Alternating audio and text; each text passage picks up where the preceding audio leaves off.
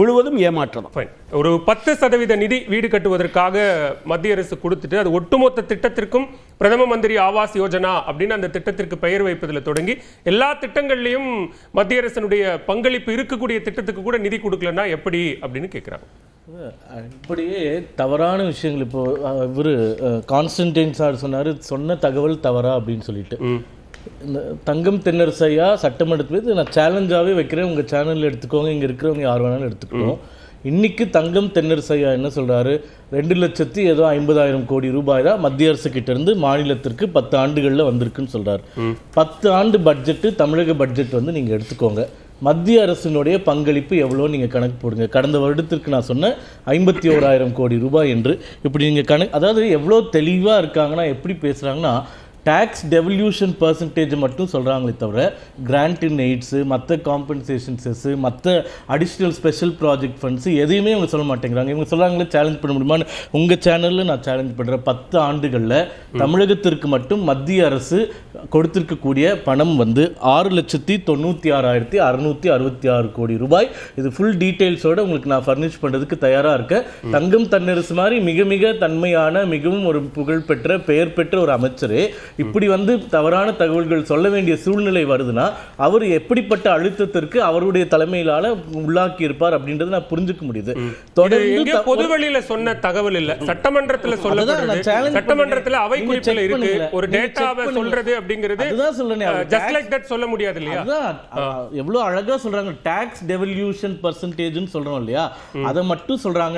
Grand இன் AIDS வந்து tax devolution பர்சன்டேஜை விட கடந்த 10 ஆண்டுகள் 8 ஆண்டுகள் அதிகமா இருக்கு. உதாரணமா, அதாவது டாக்ஸ் டெவல்யூஷன் வந்து 30,000 கோடி ரூபாய் என்றால் கிராண்ட் இன் எய்ட்ஸ் வந்து 31,000 கோடி ரூபாய் மொத்த ஆண்டுங்களா? ஒவ்வொரு ஆண்டு டேட் இல்ல, நீங்க எந்த ஆண்டுன்னு சொல்லுங்க, நான் டேட்டா சொல்றேன்.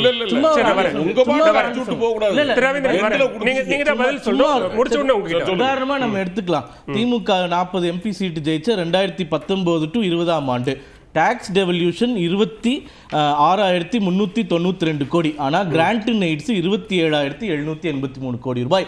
அதான் சொல்றேன், தங்கம் தென்னரசையா தவறான தகவல் சொன்னார் நான் சொல்லல.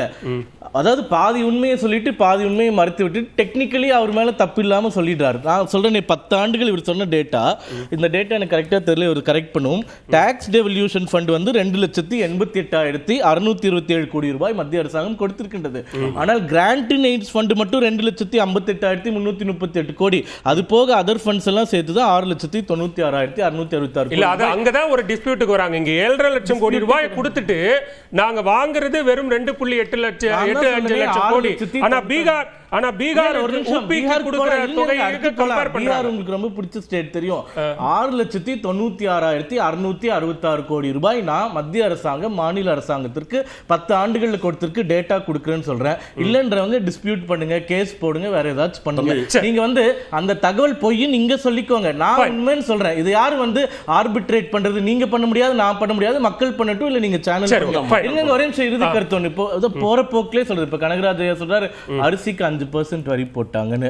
நீங்க என் கூட ப்ரோக்ராம் முடிஞ்சோடனே வாங்க, 10 கடைக்கு கூப்பிட்டு போறேன். எந்த கடையில அரிசிக்கு வரி போடுறாங்கன்னு சொல்லுங்க. எங்க அரிசிக்கு வரி போடுறாங்கன்னா, கம்யூனிஸ்ட் அவர்கள் வந்து அவர்கள் அலுவலகத்தை ஒரு ஆபீஸ் கட்டி பெரிய சூப்பர் மார்க்கெட்டுக்கு வாடகை கூட்டிருக்காங்க. இவங்க கட்சி டி நகர்ல, அந்த டி நகர்ல இருக்கக்கூடிய சூப்பர் மார்க்கெட்ல போய் அரிசி நாங்க வாடகைக்கு விட்டுருந்தேன்னு வச்சுக்கோங்க. நான் வாடகைக்கு விட்டுருந்தேன்னா அதான் எங்க கட்சி விட்டுருந்தா அந்த கட்டடம் முழுவதையும் நண்பர் சூர்யாவுக்கு நான் எழுதி கொடுத்துறேன். இல்லைனா கமலாலயத்தை எழுதி வைக்கிறார்.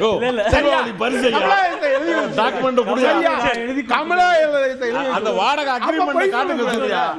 எவ்வளவு பெரிய பில்டிங், சூப்பர் சொல்லதிகாரத்துல நம்ம அந்த தீபாவளி பம்பர் பரிசு கொடுத்திருக்காரு அண்ணா. பேச முடியாதுன்னு நினைக்கிறேன். ஒரு பிராண்டட் அரிசி வாங்குனீங்கன்னா வரி, பிராண்டட் அரிசி இந்தியாவில் இருக்கக்கூடிய மக்கள் தொகையில ஒரு 5% வாங்கினாலே பெருசு.